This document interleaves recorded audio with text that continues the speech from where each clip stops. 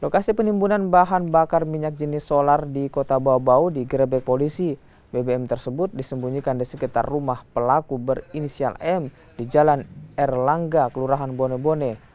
Penggerebekan dilakukan atas adanya informasi warga terkait penimbunan BBM. Dari penggerebekan yang dilakukan petugas menemukan 4 ton solar dalam drum dan puluhan jerigen berisi 20 liter yang disimpan dalam bunker. Hasil sitaan puluhan BBM lalu dibawa ke Mapolres Bau-Bau. Polisi kini memeriksa sejumlah orang untuk mengungkap motif pelaku menimbun BBM di sekitar rumahnya.